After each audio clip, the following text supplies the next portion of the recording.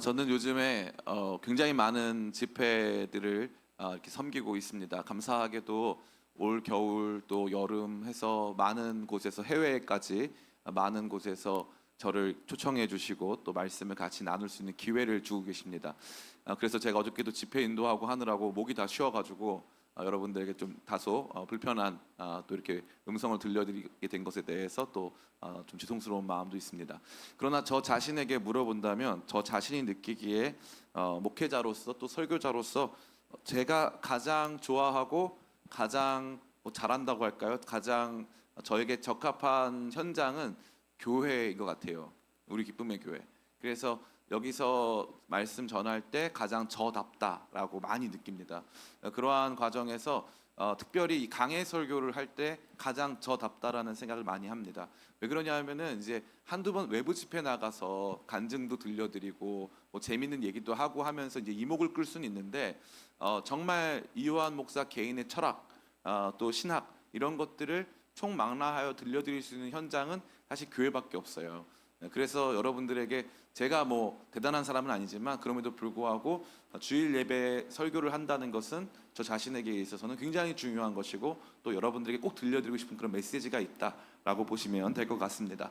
그와 같은 마음 속에서 함께 우리가 출애굽기 말씀을 알아가고 있고 출애굽기 말씀의 주제 따라해 볼까요? 올라.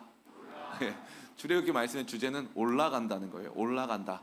죄되었던 곳에서 종속된 곳에서 자유케 되는 곳으로 또 지배를 받던 곳에서 이제는 지배하고 통치하고 또 하나님과 거리가 멀던 곳에서 하나님과 가까워진 곳으로 새로운 차원으로 올라가게 되는 그 과정을 출애굽기는 다루어주고 있습니다. 출애굽기가 초반부에 다루어주고 있는 그 과정에서는 한 민족이 먼저 하나님 앞에 올라가기 전에 한 인물이 하나님 앞으로 이끌림을 받는 장면을 보여주고 있어요.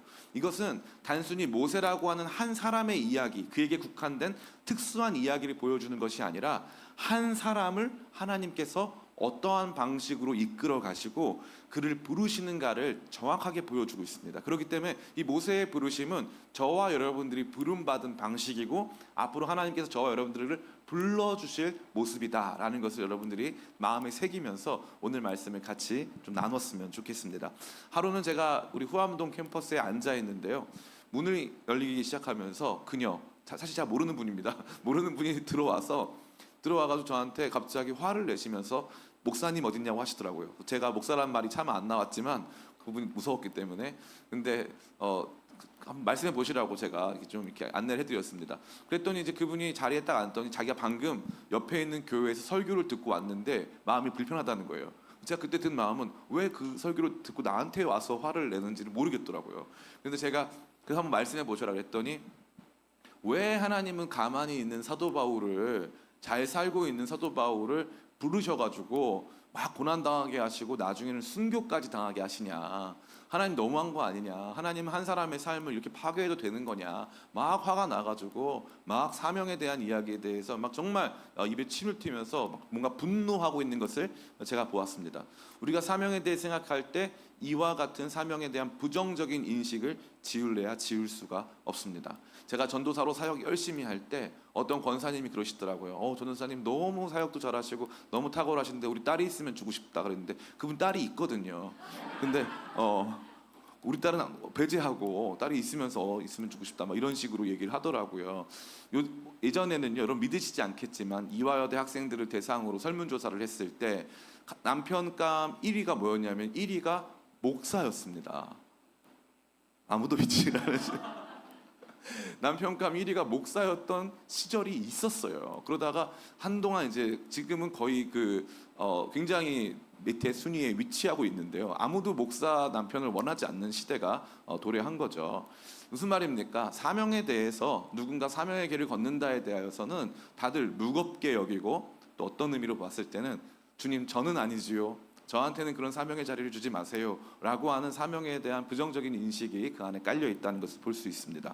그렇기 때문에 우리가 이 말씀을 읽을 때 모세가 사명을 받는 자리거든요. 하나님께서 모세를 불러주시고 모세에게 야 모세야 너 이제 가라 다 가지고 내 백성 구원해라라고 하는 그 순간인데 우리가 이걸 바라볼 때 자칫하면 많은 오해 속에서 또 부정적인 인식 속에서 이 말씀을 볼 수 있다는 것입니다. 그러나 이 말씀을 가만히 읽어보면요, 이 사명이 결코 부정적이지 않다는 것입니다. 따라해 볼까요? 생명이 있으면 사명이 있습니다. 사명이 있어서 생명이 있습니다. 우리가 생명과 사명에 대하여서 분리해 생각합니다. 다시 말해 자연인들은 그냥 생명을 유지하는 생명 활동을 한다. 즉 생활을 한다. 그 사명을 하는 사활을 걸고 이 사명의 삶을 산다는 것은 생명 활동과는 무관한 것이다라고 생각한 경우가 굉장히 많이 있는데 말씀을 통해서 생각해 보겠지만 절대 그렇지 않습니다. 절대 그렇지 않습니다. 특별히 하나님께서 우리를 모세가 이렇게 부름받는 이 장면을 통해서 언제 부름받았느냐를 알 필요가 있는 것이죠. 우리 1절 말씀 같이 한번 읽어보겠습니다. 1절 말씀 같이 읽습니다. 시작. 모세가 그의 장인 미디안 제사장 이드로의 양떼를 치더니 그떼를 광야 서쪽으로 인도하여 하나님의 산 호렙에 이르매. 아멘. 여기 되어 있니까 보니까 모세의 양떼입니까? 장인어른의 양떼입니까? 네, 장인어른의 양떼예요. 모세는 심지어 40년 광야에 있었는데 내 양떼가 없어요. 40년 동안 있었는데 삶에 얻은 소득이 없는 것이죠. 어찌 보면 실패한 인생이라고 할 수 있습니다. 지난 시간 우리가 인생의 내리막길 생각해 봤을 때 모세는요, 40세의 모세는요 가장 탁월한 지성, 가장 탁월한 체력, 가장 탁월한 정치적이고 사회적인 위치를 가지고 있었습니다. 또 민족 의식도 엄청났어요. 그때야말로 모세가 뭔가 해볼 수 있는 지점이었습니다. 근데 지금 80살의 모세는요 인생 다 끝났고요, 자기 양떼도 없고요, 지금 어디로 가야 할지 몰라서 이 산에서 지금 방황하고 있는 장면을 볼 수 있다라는 것입니다. 특별히 그는요 아마도 사회적 패배감을 느끼고 있었을 거예요. 내가 열심히 해보려고 했는데 사람들은 날 좋아하지 않는 것 같아. 나는 히브리 사람도 아니고 애굽 사람도 아니야. 그리고 여기 미디안 광야에 왔는데 이 광야에 속한 사람도 아니야. 나는 어디에도 속하지 않았어. 나는 소득이 없어. 내 인생은 실패한 인생이야. 나는 가난해. 하나님이 모세를 부른 장면은요, 모세가 부름받아 그가 쓰임받을 만한 자격과 요건을 갖춘 상태가 아니었다는 거예요. 우리는 하나님의 부르심에 대해서 오해할 때 하나님 제가 정말 이제 공부 열심히 해서 좋은 대학 가가지고 하나님께 영광 돌리는 삶을 살겠습니다. 하나님 제가 열심히 준비하겠습니다. 하나님 사역 위해서 준비하겠습니다. 제가 보니까 사역 위해서 준비 많이 하신 분들은 잘 쓰임 못 받더라고요. 대부분 보니까 이제 준비 못 하신 분들이 하나님께 막 쓰임을 받고 하나님께서 그들의 삶을 사용하시는 경우를 굉장히 많이 봤습니다.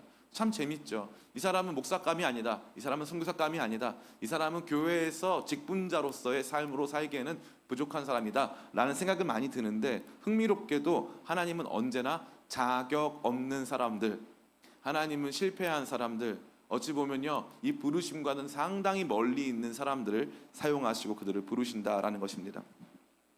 그는 나그네였고 주도적인 삶을 살지 못하고 장인의 양떼를 치고 있었고 이미 나이가 늙은 상태였습니다.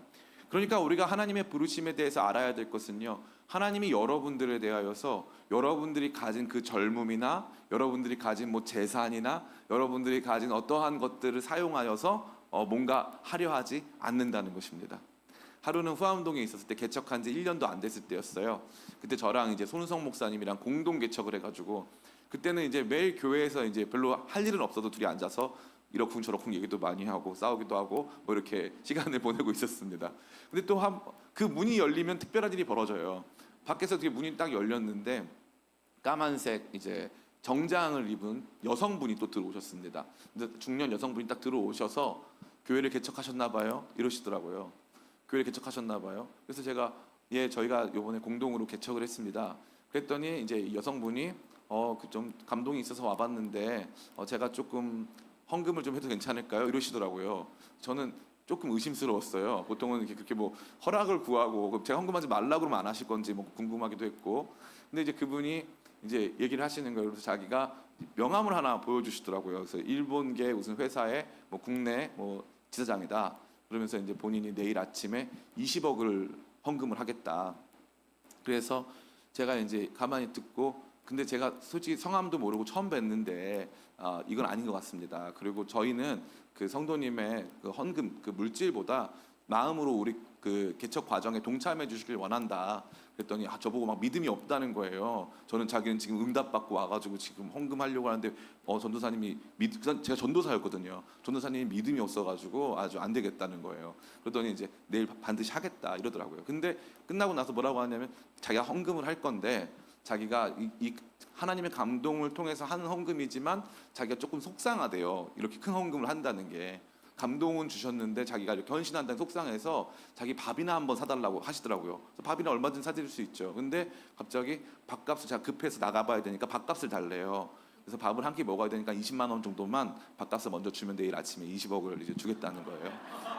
근데 저는 좀 이렇게 약삭발라서 그런지 저는 제가 식사 제가 사드리겠다고 지금 아니면 다음에 약속 잡으시면 제가 사드리겠다 기쁘게 사드리겠다 그리고 헌금 안 하셔도 된다.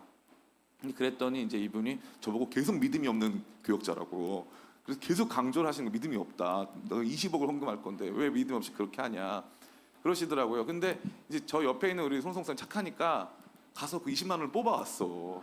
그때 우리가 사례비가 70만 원이었거든요. 한 가정당. 근데 20만 원 뽑아왔어. 그래서 그분이 엄청 칭찬하시더라고요. 막 믿음이 있는 교역자다. 저는 믿음이 없고. 그 나중에는 이제 그분이 그 돈 받으시고 사라지셨죠. 다시는 볼 수가 없었어요. 그래서 가만히 보면서 제가 그 생각을 많이 했어요. 개척교회 목사들 등쳐먹는 사람 어떤 사람일까? 야, 이 사람들은 진짜 사탄도 이건 좀 너무한 거 아니냐? 이거는 진짜 이렇게 힘든데 뺏어 먹을 게 따로 있지. 제가 보면서 우리가 얼마나 20억 그 사람이 누군지는 중요하지 않은 거죠. 그 사람이 어떤 사람인지는 중요한 게 아니에요. 20억이 있으면 사역할 수 있는 줄 아는 거예요. 또 한 번은 최근에 제가 전화를 받았어요. 오랫동안 이제 재정적으로 좀 어려움을 겪던 권사님이신데 전화해가지고 또 어떤 분이 뭐 이렇게 해가지고 헌금하라고 했다는 거예요. 어떻게 해야 되냐 그래서 제가 권사님 제 본인이 이제 기정적으로 어려웠는데 이게 좀 회복될 수 있을 만큼 큰 이게 물질이 들어온다는 거예요. 그래서 제가 권사님 잘 들으세요. 권사님 그거 한 푼도 누구한테 주지 말고 헌금도 100원 한 장 하지 마세요. 제 목사한테 그랬어요. 감동 있으면요 계속 하나님한테 감동을 조금 더 달라 그러세요. 한 몇 년 있다가까지 감동 주시면 그때 하세요. 10원 한 장도 하지 마시라고. 권사님 그동안 얼마나 힘들었냐. 월세도 못 내고 살았는데 권사님 헌금하지 말아라. 제 목사한테 저는 헌금하지 말아라. 권사님 헌금하겠다. 하지 말아라. 헌금하겠다. 막 신랑이를 펼쳤어요. 무슨 말을 하는 겁니까? 이분은요 자꾸 뭔가를 이제 자기가 이제야 좀 물질적으로 좀 회복이 되니까 나는 좀 헌금을 해야 되겠다. 하지 마시라고. 또 그걸 이용하는 또 목사님들이 있어요. 그래가지고 이제 좀 돈 벌었으니까 좀 헌금 좀 하라고. 저 보면서 너무 속상하더라고요. 그분이 살아왔던 삶의 그 이야기에 대해서 관심들이 없어요. 뭔가 내가 일할 수 있는 조건, 돈이 있으면 일할 수 있다. 하나님은요 못에 빈 털털일 때 부르십니다. 빈 털털일 때. 나이가 80 먹고요. 80 먹어도 내 재산이 없어가지고 장인의 양떼를 칠 때 하나님이 부르신다고요. 그러니까 우리가 하나님의 부르심에 대해서 알아야 될 건 뭐냐면 주님 제가 준비되면 하나님이 준비돼서 부르는 사람이 어디 있습니까? 하나님은 준비된 사람 부르지 않습니다. 준비되기 전에 불러서 준비시키시는 줄 믿습니다. 하나님의 역사는 그렇게 이루어지는 거예요. 그래서 내가 자격 없고 내가 부족하지만 여러분 보세요. 여러분 중에 권사님 하고 싶다 되신 분도 계시지만 나 권사의 자격이 충분하다. 우리 정찬송 자매 권사님 하고 싶나요? 저는 자격이 충분합니다. 저 앞에서 찬양팀도 하고 온갖 사역자 다 하고 있습니다. 저 권사의 자격이 권사님 하라 그러면 다 목사님 저는 아닙니다. 저는 아닙니다. 다 겸손이 감사한 건데 그게 어떻게 보냐면은 자격과 조건이 다 결정이 되면 그때 하나님이 부르신다. 하나님 절대 그렇게 일 안 하십니다. 하나님은요 아마 오늘도 이 말씀 다 듣고 찬양 부르다가 하나님이 나를 부르셨구나. 하나님이 나를 사역의 현장으로 교회라고 하는 공동체로 하나님 나를 지금 부르고 계시는구나. 이거 경험하실 분들이 굉장히 많아요. 특별히 자격이 없는 사람들일수록 하나님이 그들의 삶을 기뻐하십니다. 왜 그럴까요? 자격이 없는 사람들은요 하나님의 영광을 드러내기에 편합니다. 특별히 여기 드러난 이 떨기나무에 불꽃이 붙는 모습이 있어요. 우리 2절 말씀입니다. 같이 한번 읽어볼까요? 시작. 여호와의 사자가 떨기나무 가운데로부터 나오는 불꽃 안에서 그가 보니 떨기나무에 불이 붙었으나 그 떨기나무가 사라지지 아니하는. 이 떨기나무는요 잎도 없고 꽃도 없고 열매도 없어요. 그리고 볼품도 없습니다. 뭐 잎을 가지고 뭐 차를 만들 수 있는 것도 아니고요. 볼품이 없어가지고 관상용으로 키우기도 애매합니다. 열매가 없어가지고 먹을 것도 없는 거예요.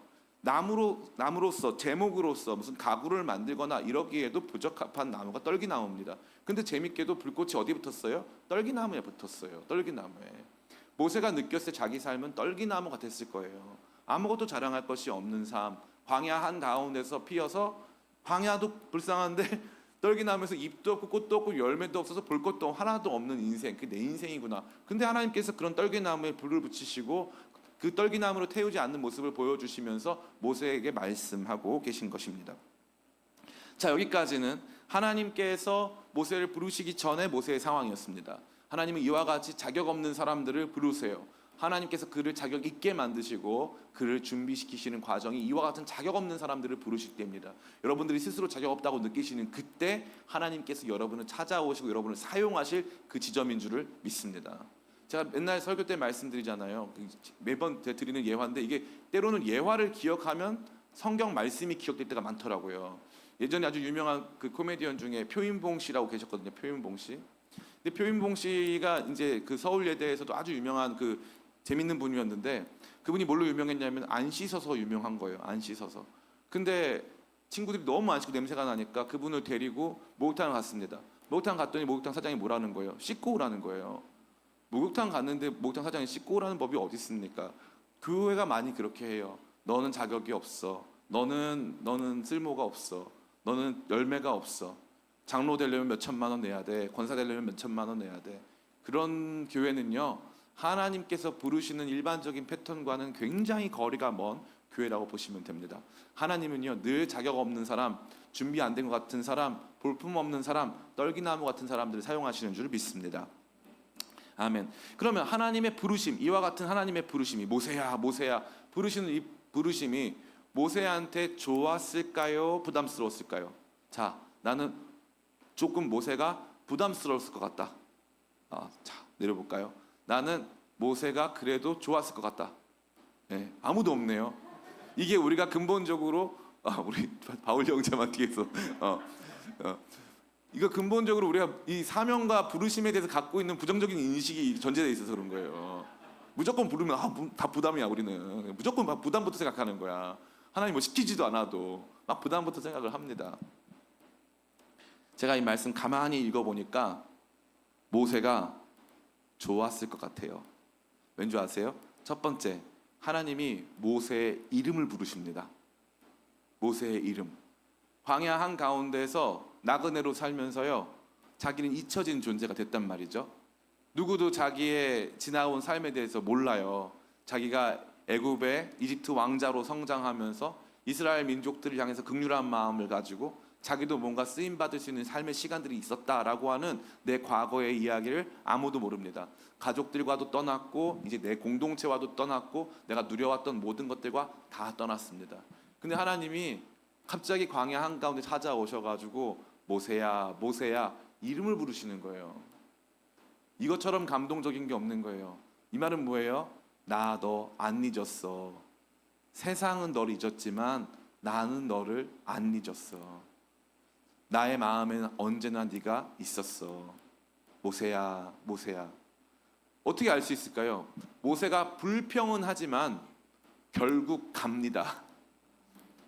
다음 주에 생각해 보겠지만 이건 모세의 자존감 문제인데, 모세가 계속 불평하는 이유는 뭐냐면 하나님 하실 일에 대한 게 아니에요. 모세의 모든 불평과 불만은요, 자기에 대한 거예요. 자기에 대한 겁니다. 하나님이 자기를 불러주시고 자기의 이름을 부르신 것 자체에 대해서 모세가 불만을 갖지는 않습니다.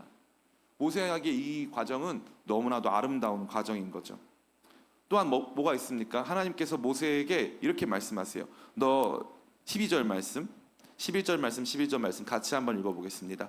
시작. 모세가 하나님께 아뢰되 내가 누구이기에 바로에게 가며 이스라엘 자손을 애굽에서 인도하여 내리까? 하나님이 이르시되 내가 반드시 너와 함께 있으리라. 내가 그 백성을 애굽에서 인도하여 낸 후에 너희가 이 산에서 하나님을 섬기리니 이것이 내가 너를 보낸 증거니라.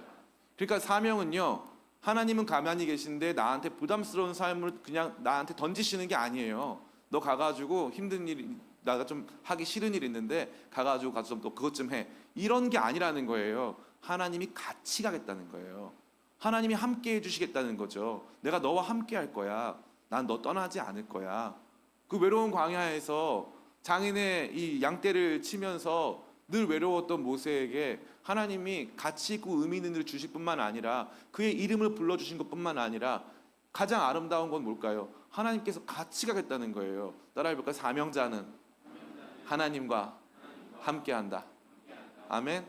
마태복음 28장 보면요, 마지막에 예수님께서 승천하시기 직전에 이제 너희 모든 민족으로 제자를 삼고 아버지와 아들과 성령의 이름으로 세례를 주고 내가 너에게 분부한 모든 것을 가르쳐 지키게 하라. 볼지어다 내가 세상 끝날까지 너희와 항상 함께 있으리라.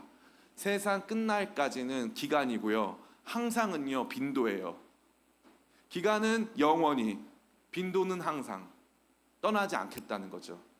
주의 말씀 듣고 주님의 길을 걸어가는 그 사람들에게 주님께서 떠나지 않으신다는 거예요. 이게 참 놀라운 겁니다. 제가 너무나도 여러분에게 도전하고 싶은 거는 그런 삶이에요. 사역의 현장에 나오고 교회 안에서 함께 교회를 세워가는 수고를 하고 하나님께서 우리에게 시키시는 그 일들을 향해서 믿음으로 나아가기 시작하면요, 교회 때문에 상처받는 일도 있고 뭐 사람들 때문에 상처받는 일도 다 있겠지만요, 그 과정에서 하나님의 함께 하심을 경험하는 거예요. 그래서 걸어가는 겁니다. 그래서 안 그러면 못 걸어가요. 하나님의 함께 하심이 부르심의 약속이에요. 그러니까 모세에게 이 부르심은요, 내 이름 불러주셨죠, 가치 없는 사람 가치 있다 말씀하시죠, 심지어 하나님이 함께 하시겠대요. 그러니까 하나님과 함께 걸어갈 수 있는 중요한 계기와 기회가 주어졌기 때문에 모세에게 이 부르심은 단순히 막연히 부정적이거나 단순 부담스러운 건 아닙니다. 물론 이 부르심을 감당하기에 자기 자신을 돌아볼 때 너무 자격이 부족하여서 하나님께 내 삶을 드리기는 송구하지만 그럼에도 불구하고 내 이름 불러주시고 위대한 일을 맡기시고 함께 가자 말씀하시는 하나님이 너무 좋았을 거예요. 너무 감사했을 겁니다. 여러분, 초등학교 때 지금 어떨지는 잘 모르겠어요. 최근에 저랑 좀 연식 차이 나시는 분들은 어떨지 모르겠지만 초등학교 때 선생님이 불러가지고 예를 들면 대화나 가가지고 옆반 가서 선생님한테 이거 좀 갖다 드리고 와. 그러면 좋아요, 싫어요? 그렇게 나쁜 학생이었어요? 수많은 아이들이 있는데 그 중에 하필 하나님이래. 선생님이, 하나님 같은 선생님이 이제 대화나 아이들 다 있는데 대환이가 이런 건 잘하지 그러면서 가가지고 하나 갖다 드리고 와. 그러면 좋아요, 싫어요? 좋죠. 네, 좋은 거예요. 사명은 좋은 거예요. 사명은 기쁜 거예요. 여러분, 근데 그럼 목사님 저 사명 있나요? 따라해볼까요? 사명 없는 사람 없습니다. 그러니까 여러분들이 사명을 발견하는 게 정말 중요한 문제인 거예요. 왜냐하면 삶에 진짜 기쁨을 주고 가치와 의미를 주는 것이기 때문에 내가 어딘가를 섬기고 누군가의 삶을 돌보고 내가 정말 하나님께서 나에게 맡겨주신 그 무언가가 있다라는 것을 경험하는 삶은 좋은 거예요. 신앙생활을 하다 보면요, 재밌는 게 뭐냐면요, 사역 감당하는 사람들이 지쳐요, 안 지쳐요? 예, 지쳐요. 그럼 그 사람들 교회 잘 떠나요, 안 떠나요? 안 떠나요. 흥미롭게. 근데 누가 떠나냐면은 나는 좀 자유해야 돼. 나는 그래야 내가 주님 섬길 수 있어. 그런 사람들은 다 떠납니다. 재밌어요. 내가 사명을 해내서 교회에 유익을 주는 게 아니에요. 도리어 내가 한다고 생각했지만 정작 교회가 나를 지키고 있었고 사명이 나에게 영적 생명을 줄 때가 너무나도 많습니다. 사명이 영적 생명을 주는 겁니다. 이거를 모를 때가 많이 있어요. 저 청소년들 많이 하잖아요. 청소년부에 처음에 예전에 딱 부임했을 때 선생님이 찬양인도 하고 선생님이 대표기도 하고 선생님들이 막 성가대하고, 그래서 제가 여기는 중등부인가요 교사부인가요 그랬어요. 그래서 다 바꿨어요. 중등부 회장이 나와서 사회 보고, 그리고 중등부 친구가 와서 대표기도 하고 다 써줬어요. 제가 그냥 그거를 다 사회 보는 방법, 대표기도 하는 방법. 그리고 걔네 중에 한 사람이 일주일에 한 번씩 돌아가면서 뭐 간증도 하고, 그 다음에 찬양대 조직해가지고 중등부 학생들이 찬양대 하고. 웃긴 게 뭔지 아세요? 걔네 와서 졸던 애들이요, 찬양대 하면서 눈 말똥말똥 뛰고 있어요. 앞에 앉으니까 뒤에 조는 애들 보고 막 놀리고 막 그래요. 자기 원래 졸아놓고서. 너무 재밌죠? 하나님은요, 사람들을 사명의 현장으로 부르셔서 살리는 거예요. 불러서 살리는 겁니다. 불러서. 너무 놀랍게도 하나님께서 이와 같은 모습으로 이 모세를 이끄시는 과정에서 가장 모세의 마음에 어찌 보면 인상을 남긴 게 무엇이었을까요? 하나님이 이름 불러주신 거? 하나님이 함께하겠다고 약속하신 거? 하나님이 큰 일을 맡겨주신 거? 뭐 힘든 일이 있을 때 하나님께서 너 이 지팡이도 가져가고 아론이 너 대신 말도 할 거고 뭐 이와 같은 대비책을 주신 거? 아닙니다. 하나님이 모세를 찾아오셔서 사명을 주실 때 모세가 결코 잊을 수 없는 굉장히 중요한 한 가지 인상을 남기시고, 이 인상이 그에게는 메시지가 돼요. 엄청난 메시지가 됩니다. 그게 뭡니까? 바로 떨기나무 불꽃쇼예요. 우리 2절 말씀, 2절부터 우리 4절까지 같이 보겠습니다. 2절부터 4절 같이 읽습니다. 시작. 여호와의 사자가 떨기나무 가운데로부터 나오는 불꽃 안에서 그에게 나타나시니라. 그가 보니 떨기나무에 불이 붙었으나 그 떨기나무가 사라지지 아니하는지라. 이에 모세가 이르되 내가 돌이켜 가서 이 큰 광경을 보리라. 떨기나무가 어찌하여 타지 아니하는고 하니 그때에 여호와께서 그가 보려고 돌이켜 오는 것을 보신지라. 하나님이 떨기나무 가운데서 그를 불러 이르시되 모세야 모세야 하심에 그가 이르되 내가 여기 있나이다. 모세의 어떤 영적 체험의 한 중심에서 떨기나무 불꽃을 보면서 뭐라고 하냐면 내가 이 큰 광경을 보리라 라고 말하고 있어요. 이 큰 광경을 보리라. 이게 어떤 사람들은 뭐 광야에서 일반적으로 있는 뭐 가끔 충분히 벌어질 수 있는 자연현상이다 이런 말씀하시는 분도 많이 있는데, 떨기나무에 불이 붙는 거는 광야에서 빈번하게 있을 수 있는 일입니다. 그런데 놀라운 게 뭐냐면은 모세가 주목한 게 뭐냐면은 떨기나무에 불이 붙었는데, 우리 2절 말씀 잘 읽어드릴게요. 여호와의 사자가 떨기나무 가운데로 나오는 불꽃 안에서 그에게 나타나시니라. 그가 보니 떨기나무에 불이 붙었으나 그 떨기나무가 사라지지 아니하는지라. 이게 핵심입니다. 여러분 보세요.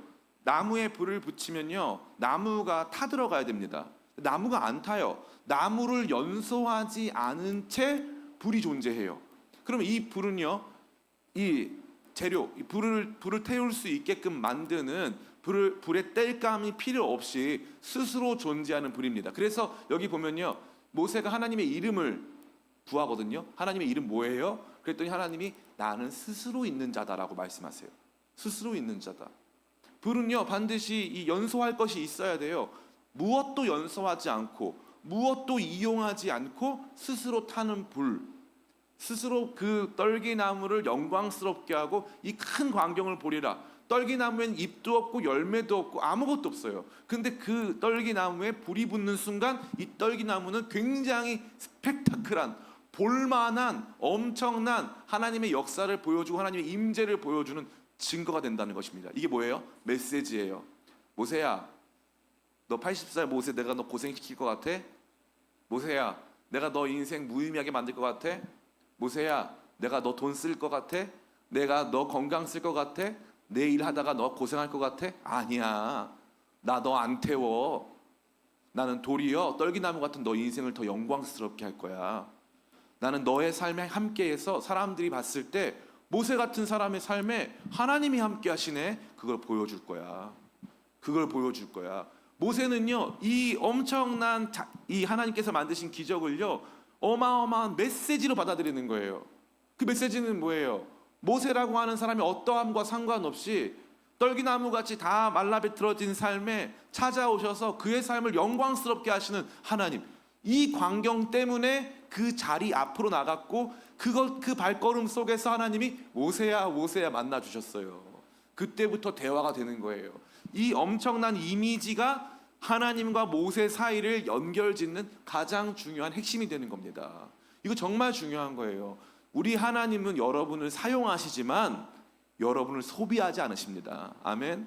여러분 소비하지 않으세요. 그래서 저는 제가 답답한 게 뭐냐면요, 많은 교회에서 이 성도들의 삶을 막 굉장히 소비하고 여러 가지 부분에서 막 힘들게 할 때가 많이 있어요. 그거 정말 안 좋은 일입니다. 그래서 마치 성도들이 뭐 안 하면은 교회가 안 돌아가고 뭐 하는 것처럼 하는 교회가 있어요. 그렇게 저는 그거 보면서 자칫 성도들이 하나님 오해하겠다. 내가 헌금한 걸로 교회가 돌아간다. 뭐 내가 어떻게 한 걸로 내가 헌신해야 교회가 돌아간다. 하나님은 그렇게 역사하지는 않으십니다. 근데 역으로 또 한 가지 재밌게 이거예요. 그러면 역으로 내가 큰 헌금했어요. 내가 큰 섬김 섬겼습니다. 내가 주의 몸된 교회에서 열심을 다했어요. 그러면 하나님이 여러분 가난하게 하실까요? 여러분을 병들게 하실까요?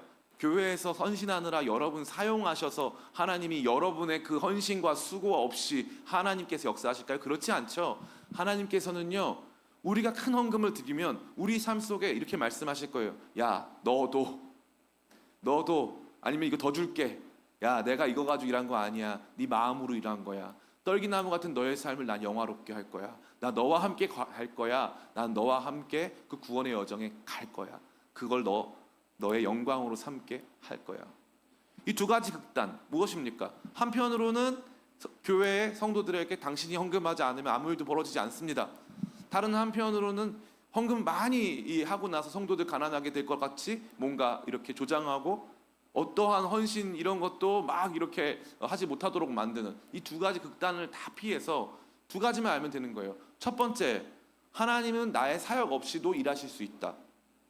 나의 헌금 없이도 일하실 수 있다. 이거 먼저 고백하고, 두 번째, 그럼에도 불구하고 나를 사용하실 때 나를 소비하지 않으신다. 그럼에도 불구하고 내가 헌금한 거 가지고 하나님 나 가난하게 만들지 않으신다. 그럼에도 불구하고 내가 주님 앞에 드린 시간과 물질 때문에 나를 힘들게 하지 않으신다.